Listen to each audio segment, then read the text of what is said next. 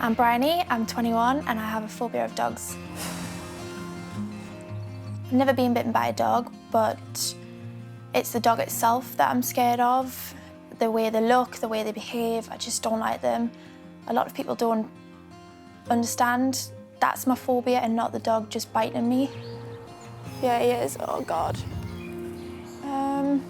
I'm scared of all kinds of dogs, doesn't matter whether it's a small one or a big one. Equally scared of all of them. Bryony's phobia of dogs affects her on a daily basis because before she leaves the house, she's planning where she's going, she's planning how she can get there. When I'm panicking about dogs, I just can't get my words out properly. I'm usually a blubbering mess. I just can't think properly. She's had her fear since she was 4 years old. Her younger brother Caleb has become used to her phobia. For as long as I can remember, I've grown up with Bryony and she's had this phobia. So to me, it's just become an everyday part of life. And as a family, we've just sort of accepted it and dealt with it accordingly. I find it difficult walking down this path here because the corner's blocked by all the trees and you can't see what's ahead of you. And quite a lot of dog walkers take their dogs down this path, and not knowing what's ahead of you makes me quite nervous and anxious because I then can't avoid a dog if I know there's going to be one up there. There's no other way to walk. If I'm on my own and I'm faced with a dog, I usually have to ring Caleb or ring my mum to come and pick me up in the car, or Caleb will come and meet me and walk me back home or to the train station till there's no dogs and I'm feeling comfortable again. I can tell that you're nervous now, the way that you're speaking and you're looking at all the directions of the paths to make sure that there's no dogs coming. Yeah, I am really nervous right now. I don't know what to say.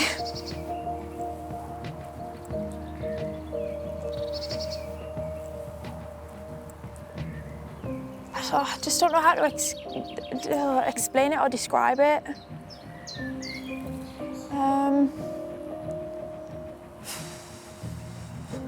Don't want to alarm you, but there is a dog now on the field and it is off its lead. Oh yeah, he is heading in this direction. So how do you feel now? Not good. So you want to leave, don't you? Yeah. Because they're not on leads. So if you had to stay here any longer, how do you think you're going to feel? I don't know.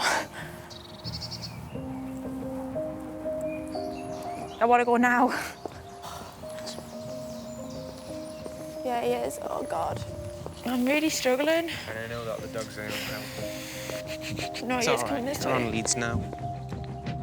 The local train station is just 5 minutes walk away. But every day, her mum must take her in the car to avoid Bryony coming into contact with dogs. When I see a dog on the way to work, it just makes me feel sick and nervous. And this is where it gets quite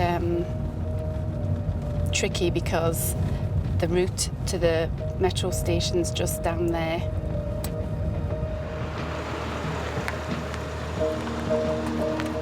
All of the time I'm thinking, where is the next dog going to be and how can I avoid it? Some mornings we have to wait here until the dog walkers have passed because Bryony can't get from the car here up to those stairs. It is upsetting because that is, at the end of the day, your sister, and you want to help. There's just unconditional love between family members and you want help, you want to stop that distress, but it's uncomforting for myself to know that I can't even do something. It's really hard for me to imagine what Bryony's life is like with this fear,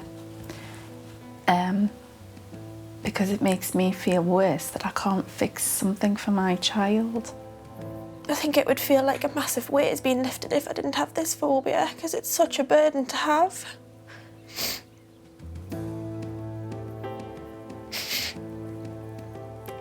And I've tried other ways of getting rid of the phobia before and they've not worked. So I really, really want it to change.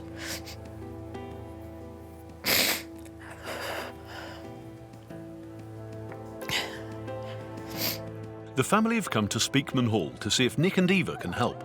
Welcome, hello, you must be Brian, It's Nick. Stacey. Pleased to meet Hi. you. You And too. hello, Stacey. Right. Hello. Hi. Good to Come meet on you. in. Come on in.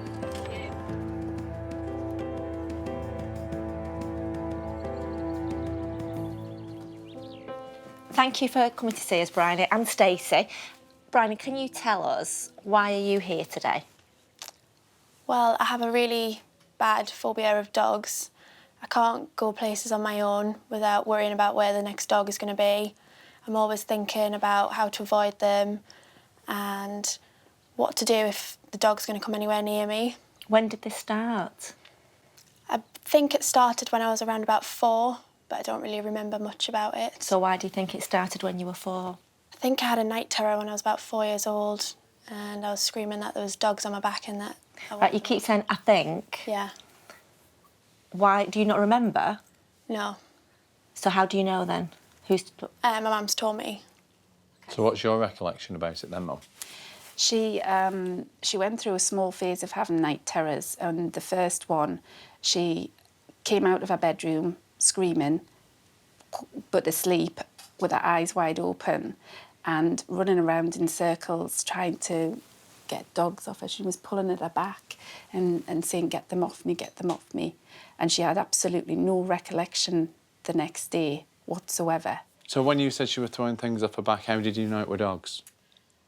To be honest with you now, I can't remember what she said to me, but I do remember that she told me it was dogs. But it was such a long During the time. terror or afterwards? It must have been during, because she couldn't remember the next day. OK. OK, and when you do see a dog, what kind of reaction do you have? I start to feel really sick and nervous and sort of get a bit sweaty and sort of breathing starts to get a bit faster and just sort of panic quite a lot. So you have a panic attack? Yeah. And when's your first panic attack that you recall? I can't really remember the first one. So what does it stop you doing then? There's certain places I can't go, like I can't go to some of my friends' houses because I know they've got a dog. I'll avoid specific places like the beach because I know there'll be a load of dogs there. Stacey, what has this fear done to Bryony's personality? I see Bryony kind of wilting, and I can see that she's uncomfortable, that she has to ask me to take her to the metro station. And I know she feels guilty as well, that she relies on myself and sometimes her brother to get her out of a sticky situation. Obviously today is about being very open and being very honest. It's the only way that Bryony will change, by understanding every component of what this is doing. I would really appreciate if you could speak to Bryony and tell her, as her mum who's brought her into this world to live a life, what this is doing to you. It makes me feel helpless, that I can't make things right for you and that I can see you in such a distressed state, and then I can see you not being the person you want to be and not fulfilling your true potential. It breaks my heart, really does. What's that like, hearing that from your mum, Bryony? It's really quite upsetting because I shouldn't have to rely on her like that. I should be independent and be able to go and do things on my own, but I can't. Will you tell your mum what it's like? Because I know your mum has her observations, but tell your mum what it's like to live with it every day. It's really quite embarrassing because when I do have a panic attack, I know I act quite childish, and getting upset and just wanting to run away from the dog I know is the worst thing you can do, but it's the first thing I think of, is to get away from the dog. I know. I know it's not just you living with this fear of dogs. Your mum is too, and obviously we know that you have a brother who actually would like to invite in and get his thoughts on how this affects him and both of you. I don't think there's a day that goes by where Bryony isn't thinking about a phobia and dogs. Thanks for joining us, Caleb. Would you please tell Bryony, as the sort of the third party in this situation, how you see this affecting the family? Well, it's a big problem because we don't don't always do what normal families do. We're giving up so much time to help you and do things to go out of our way to help you, and it is affecting us. Or just giving up the time to be there, ready for when you're coming back from work or when you want to go out. If you want to go out for the, you know, a night out with your friends, but I've got to walk you to the train station, I've got to give up whatever I'm doing for that.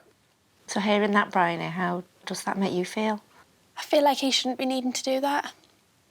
He should be out with his friends, doing what he wants to do, not having to help me. Can I ask you, when was the last time you had a frank discussion like this about this problem, or have you ever? I don't think we really have. We've never really discussed it, you know. It's because well, I've certainly grown up with it. I've grown up with it, and it's just been there with me from when I was little. It's become our normal, and Well, it can shouldn't I have thank done. you all then? Yeah, Because thank you for... part of your honesty with Bryony and making her understand just how negatively this impacts you is going to help her today. And I do understand that you don't talk about it as a family, and that's exactly what I expected you to say, because you're protecting her and you love her. But that love is being expressed today by your honesty, and I really appreciate that. So you ready for change? Yeah. Well, Stacey and Caleb, if you'll leave Bryony with us, and hopefully, when you see her again, she'll be a different girl. Oh, I hope so. I really hope so. It's really quite sad, because you've got 3 people all immensely affected by one phobia. Everybody's adapted their lives. Everybody's too frightened to say anything because they don't want to cause any upset. And, you know, I really do think that if we can get Bryony over this today, we're actually setting 3 people free. Bryony has been controlled by her dog phobia for most of her life. When I see a dog, I start to panic and tense up, always looking for where the next dog may be coming from. Being outside can be a terrifying experience. Can Nik and Eva take away her fear? If there was a dog just at the side of me right now, but you couldn't quite see it, but it was here, and I was going to bring it out, on a fear scale, 10 being I'm absolutely terrified and 0 being bring it out, I'm not bothered, where would he be? About a 9. About a 9. What is it that you fear? Everything about dogs. Everything about dogs, but what's the main thing? Just like the way they look, the way they move, the sounds they make. Are you able to look at photographs of dogs? Yeah. OK, because that's good, because I've got some photographs of dogs here. And I'd like you to tell me, with each photograph, what you dislike about that dog. Mm-hmm. Is that OK? Yeah. So what's the problem there? I just see 2 dogs that I don't like the look of. Because? They're what I'm scared of. So, what's really interesting with you, Bryony, is that I'm looking at you, looking at these pictures, and you don't look scared. And I know, from all the dog phobias that we've worked with, if I showed these to someone with a dog phobia, Yeah. they'd run off. Your reaction is not what I would expect. And I'm not saying that you've not got a dog phobia, because I believe that you have, and I know that it's ruining your life. But what I'm seeing is that you've got a phobia and you've got a fear, but ultimately you've blamed dogs, but these never started the fear. Yeah. You see, and that sort of ties in really with the fact that you had a nightmare, and we all have nightmares. Children have nightmares. Our children have had nightmares. And the day after, we've never mentioned anything about it. We've not said, oh, you had a really bad nightmare last night. Yeah. Because as a child, the child would then say, well, what about, what it? Oh, you were talking about dogs. You're scared of dogs. Jumping on your back. They were jumping on your back and you're throwing them off. So if this started when you were told at the age of 4 by your mum that you had this night terror, essentially, this is why, as a 21-year-old girl, so this is you as a 21-year-old girl, this is you as a 4-year-old child, when you set this up, when you see a dog, you act like a 4-year-old child. And as a 21-year-old woman, you're saying, I don't want to act like this, I don't want to feel like this, but the 4-year-old child is saying, but you told me to protect you. And that's why you have this battle. Does that make sense? Yeah. And that's why it feels, because you actually use those words, it's just, I behave like a child, it's like out of control. So, what we would like you to do today, Bryony, is grow up. And I'd like to ask you a question. As a 21-year-old adult, is there anything to fear from that? No.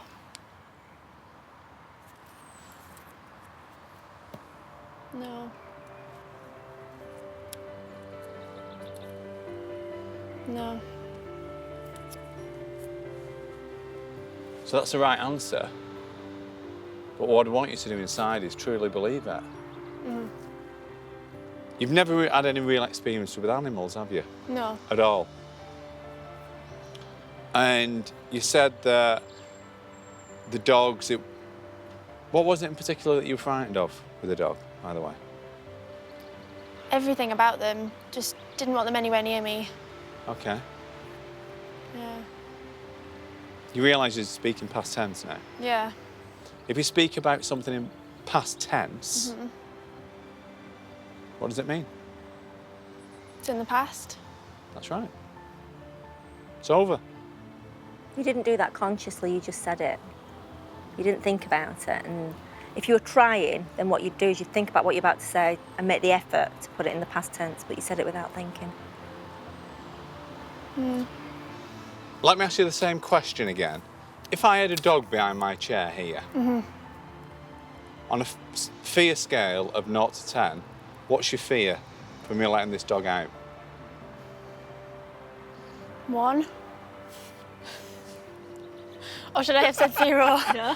Whatever is real. Well, do you know what? The fact that you said a 1 out of 10 just tells me that you're totally over this, the fear's gone, but that is apprehension because you've never been close to a dog without having bad feelings. So even though you don't feel frightened anymore, you're unsure because it just doesn't make sense. Yeah. The big test, obviously, has got to be you meeting a dog. Yeah. I bet you never thought you'd say that, did No, you? I didn't. Well done. Let's go. At this moment, Bryony doesn't understand dogs. She's unsure of how to react, and she's learning. The more dogs she encounters, the more positive experience she gets. Nik and Eva said they've got a lovely surprise for me, and I'm a little bit nervous about that, but excited at the same time. Bryony has never had any interaction with a dog.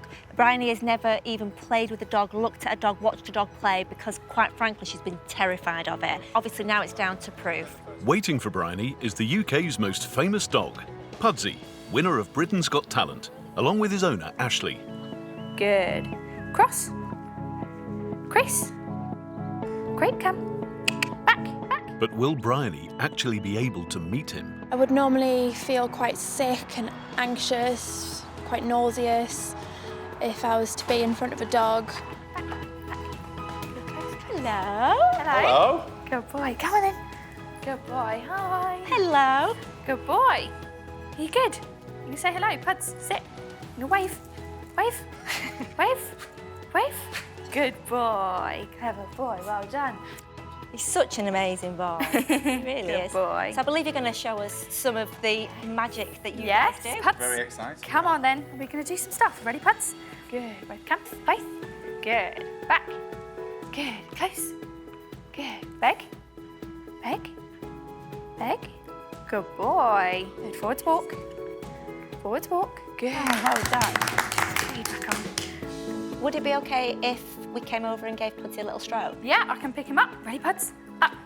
Good boy. Clever lad. But he must have really strong power in his back legs to be able to jump like that. Good boy. Good boy. Bryony's family have no idea whether Nik and Eva's treatment has been successful. Hello. Do you have any idea who this is and who your daughter's stroking right now? Seeing Bryony with the dog was really overwhelming. You think you'd ever see that? No. I can't believe Are it. you proud of that? Very. And I'm so grateful to you too. You can't imagine.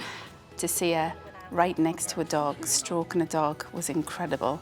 And I became very overwhelmed and tearful. I didn't think it was possible, but you've proven that, you know, fears can be taken away. I can't believe it. I can't believe it. I never thought I'd see it. I was the best I was hoping for, that she would just be able to walk down the street without having a panic. Well, thank you so much. No, thank you for to both having you, us. Ashley and Pudsey. We really, really appreciate it. That's fine. Thank you for having us. Thank you. Bryony's dog phobia has been a millstone around the family's necks. It's been a real worry to Stacey. She's not been able to go out without panicking if the phone rings. Caleb has been on guard, ready to go and rescue his sister should she see a dog. So this hasn't just set Bryony free, this has set the entire family free. I think it means everything to my mum to see Bryony finally treated, and I don't know what she'll be thinking, but I know it can only be good. I think I got so emotional because it's been such a huge success in such a short space of time. It'll be such a relief not to be thinking about dogs all day, every day, as it feels like a weight's been lifted off my shoulders. I'm Charlotte, I'm 27 and I suffer from dermatillomania, which is when I obsessively pick my skin. It's just an obsession to pick like any little thing on me that I feel like it shouldn't be there, and then I'll try and pick it out, and before I know it, I've made like a sore. First realised when she had got trichotillomania and dermatillomania. Well, I noticed in her bra, that weren't very nice. I tend to pick my hands and my boob area. I tend to sort of re-pick open scars that I've already got because I think that there's hairs growing out of them. Sometimes I pick them so much that my bra sticks to them. It can be quite painful because it can sort of take the scab off them. I found tweezers with that much sort of blood on. She'd been tweezed from her breasts and all sorts of other places, which, well, I just felt a bit sick really and want to help as much as I can. It's very heart-rending and hard for me to find the words to talk to her about it. Her condition is so severe, she is unable to do normal things with her daughter. Most mums can take their children at the parks and that, but my mum can't do any of that because she feels a bit self-conscious about herself and about how she looks and stuff like that. Charlotte was just 16 when she suddenly gave birth to Louise. She made the local news. Louise was born totally unexpected. Charlotte was very traumatised to start with. I didn't know anything about looking after babies. Being a teenage mum was not easy for Charlotte, and she was diagnosed with postnatal depression at 18. I would say Charlotte is massively depressed. She just sleeps to make herself feel better. She says if I have a big nap, it'll make me feel better when I wake up, but it never happens. I don't have much motivation, to be fair. I find it hard enough to sort of get out of bed some days. Charlotte being lazy in the house, yeah, that do wind me up a bit. But if that's all part of her illness, then I suppose we've got to accept it. Well, I'm more like Charlotte's carer than I am her partner at the moment. I'm just like a housemaid. I try and do the washing up, drying up, and cook most of the meals. Basically all the household chores there is to be done. I do feel bad that, Martin is left to do a lot around the house, but I just hope that once I'm more confident, everything else will fall into place. I do feel for Martin because if it was me, I wouldn't have been there. I would have been long gone. Charlotte's condition is taking its toll on her relationship with her mum. Charlotte and I are very close, but we don't see each other as much as I would like. Charlotte's mum will say she's coming to visit, and then she don't. And of course that winds Charlotte up. Sometimes I get a little bit upset that when she doesn't come and see me when she said she's gonna. She told me one day that she wished I was her mum because I listen to what she's got to say. Charlotte was so desperate for help A year ago, she made her problem public. Words can't explain how desperate I am to get better, because I wouldn't say at the moment I'm living, I'd say I'm just existing. Now, can the Speakmans fix the girl with nowhere left to turn? Hello. Hi, nice to meet you, Martin. Hi, Martin. Hello, welcome. Come on in. What we need to know is what's going on in your world to bring you here today. I've been picking my skin probably for about sort of 6 or 7 years. Okay. What was significant in your life at that time that made you just start picking? When my daughter went off to school, when she went into full-time education, I felt like I didn't know who I was supposed to be without her being about. And how much damage have you done with this picking? Because obviously you've been doing it a long time now. Well, my breast area is covered in scars. My legs, my arms. To be honest with you, all this is a symptom, and there's a cause or causes behind it. So tell me about your childhood for starters, and let's work through. I suppose having my daughter, in the way I had my daughter. I was just 16. I went to the toilet and I had really bad stomach pains, and I thought that I had a dodgy belly. And then here came my daughter, £7.10. You go to the toilet with stomachache and you end up with a baby. I mean, what bigger shock can you ever get? So tell us about Louise. She's so confident and she's so... Like how you used to be? Yeah, she's amazing, she is. She amazes me every day. Like, she's so bright and... What do you do for Louise? I like to think I do a lot for Louise, but probably not the things I like. I don't know. Do you ever take her out? Not very often. So how long do you think it's going to be before Louise becomes like you? Not long at all. That's why I need to change. So, Charlotte, we've got a little message for you from Louise, which I'd like to show you. Mum, it would be nice if we could go out together and do more things. Me and Mark go on loads of dog walks, but you never seem to be there. And, I'd love to do more with you, and I love you lots, more than anything in the world. Bless. How does that make you feel? Really upset, actually, because just the words, you never seem to be there. Because I thought if anything, then I am there. So Louise feels that you're not there for her. Is that the same way that you felt that your mum wasn't there for you? Yeah, I suppose. But the thing is, Charlotte, that today, if you really want this to end today, then that's one of the things you're going to have to do. You're going to have to tell your mum. Because Scared. No one's a mind reader. Nik and Eva have asked both Charlotte and Martin's mums to come today. Charlotte has never told her mum how she feels. Until now. Tell your mum how you feel about it, because I can see that you're not really comfortable looking her in the eye. No. Why is that? Because I don't like to upset my mum. But today's all about changing, and if you're not willing to look your mum in the eye and tell her, then we're going to be struggling, aren't we? Sometimes I just feel a bit let down when you say you're going to come and then you don't. Oh, darling, I'm so sorry. Sorry.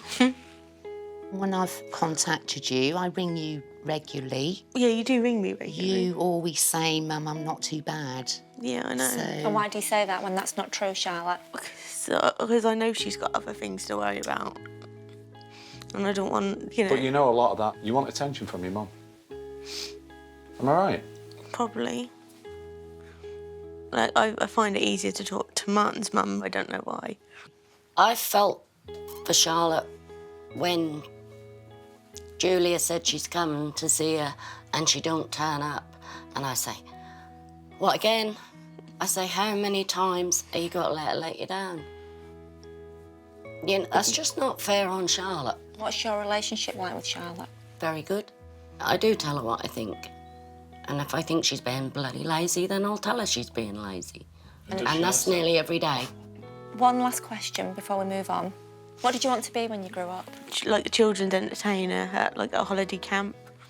And like, I used to be on the stage, I used to do singing, dancing. I used to love it all, just like my daughter does now as well. And when did you let that dream go? When I had Louise. I feel like it is too late now. But isn't that why you're here today? Yeah. Never too late, is it? No. Never too late.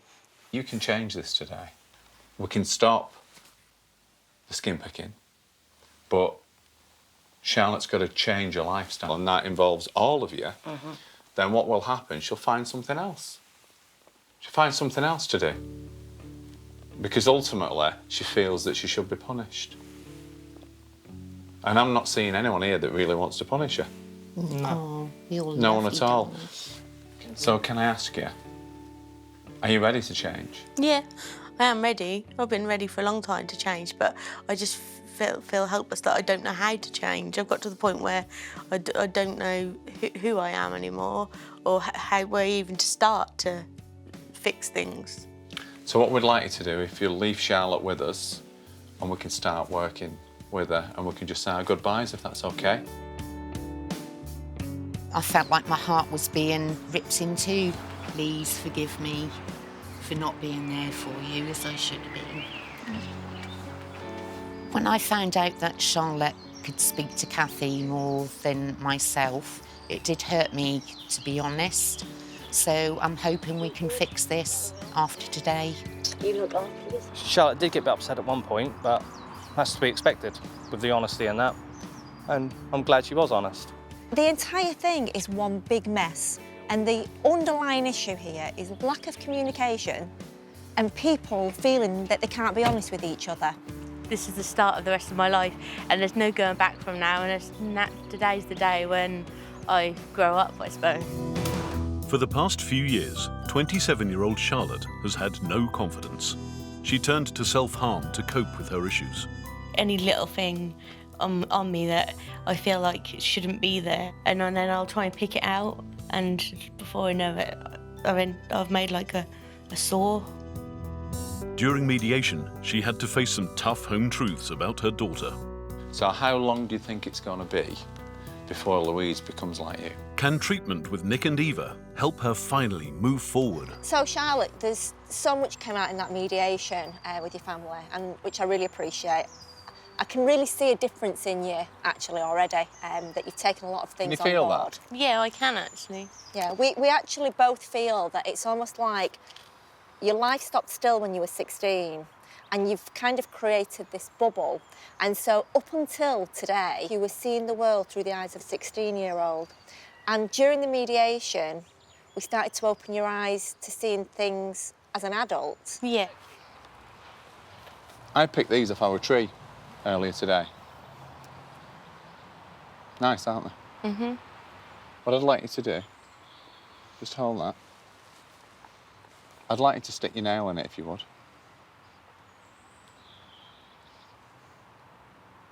And again. Okay. And I believe that when you pick, you don't only pick with your nails, with tweezers. Anything. Anything, even pliers. Needles. Compasses. Stick the pliers in it.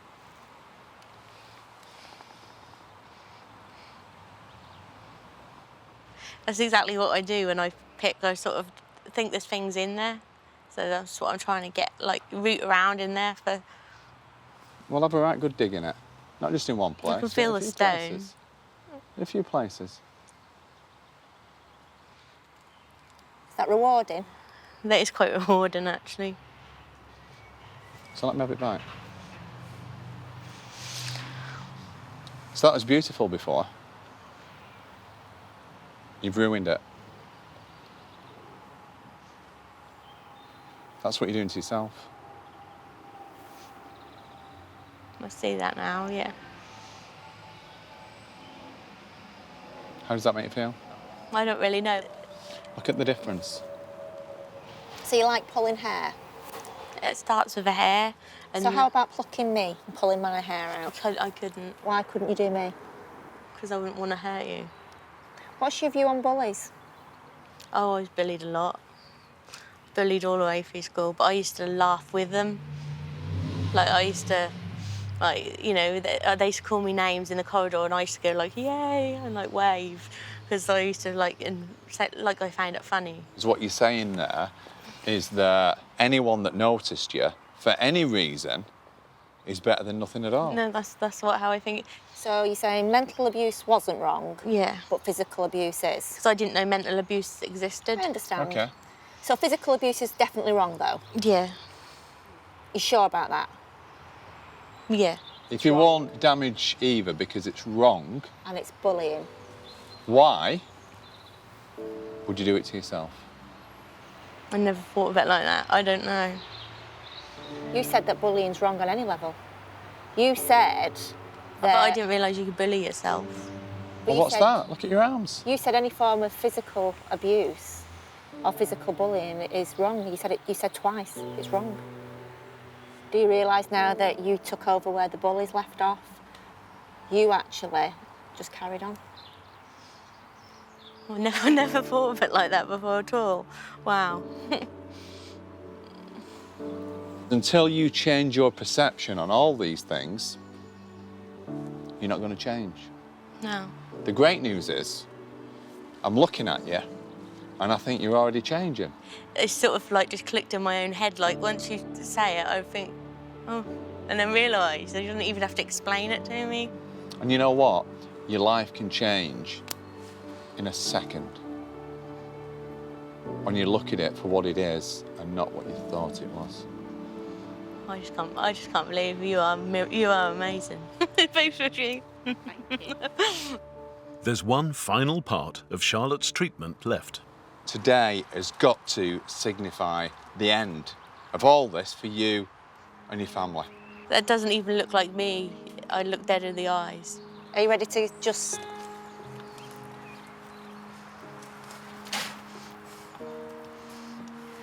This is the thing you use the most. Yeah, they were my favourite ones. Your favourite ones. Is it time to get rid of them? Yeah. Okay. Okay. And one last final thing.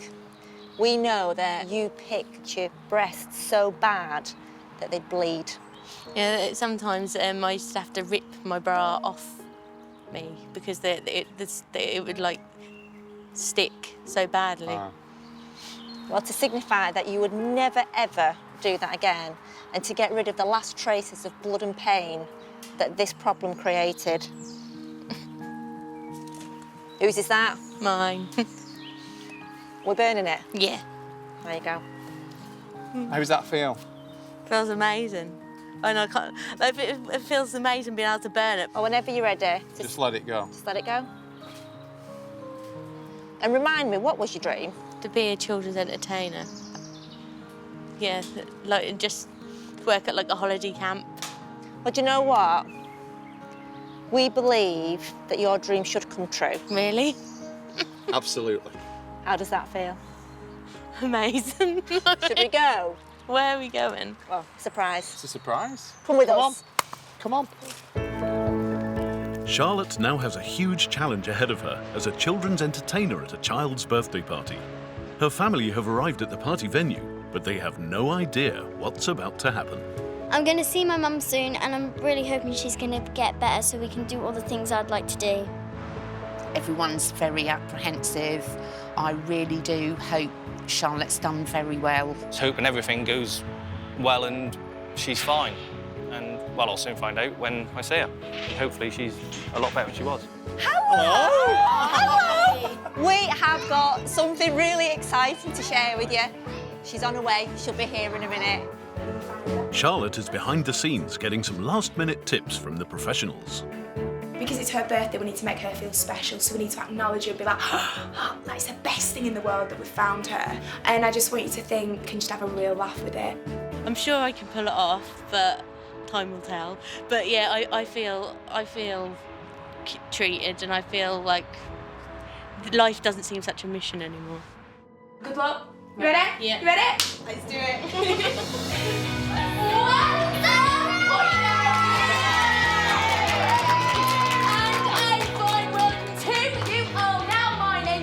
Captain Rebellious Red. And I'm Captain Sparkle. I'm really from my mum, and I wasn't expecting her to be in a pirate's outfit. She became Captain Sparkle. She looked very confident. She looked like she was really enjoying it. She looked fantastic. I never imagined how amazing and happy she looked. I did get a little bit emotional because I looked at Martin and then I see the tears in his eyes. I could see the family's faces. It was amazing. They were shocked, especially Martin. He was really fighting back the tears because he couldn't believe it. He saw a different girl. I was a bit surprised to see Martin get teary, but I think this means, well, everything to everybody.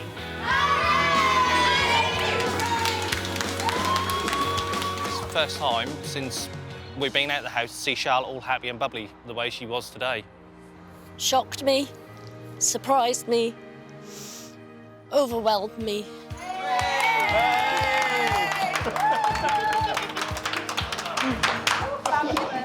How was that? That was fun. Was it? You were amazing. You were amazing. We're all so proud of you, Charlotte. I love you too. We're going to love you and leave you. And thank you very much. You're welcome. You're welcome. I know you do. I do try. You do. Just enjoy everything. I will. Yeah, thank you. Today is the first day of the rest of my life with Martin and Louise. I hope to be the best mum and partner I can be because they deserve it. We heard that Charlotte was a woman that wouldn't even get off the sofa. We've just been watching her with a group of children leapfrogging and entertaining them, and for Louise to get that confirmation that her mum's okay is absolutely fantastic. It must have been really difficult for my mum, and I think it was really, really worth it because she really deserves it and she's the best mum in the world. No more lying on the sofa for me. I'm going to start looking for a job with a future and make Louise proud of me. The first thing I'd like to do when I get back is take my mum to the park with the dogs and have a big laugh. I'm never going to be plucking again. The first thing I'm going to do is do more with Lou, and just seeing her face today has made it all worth it.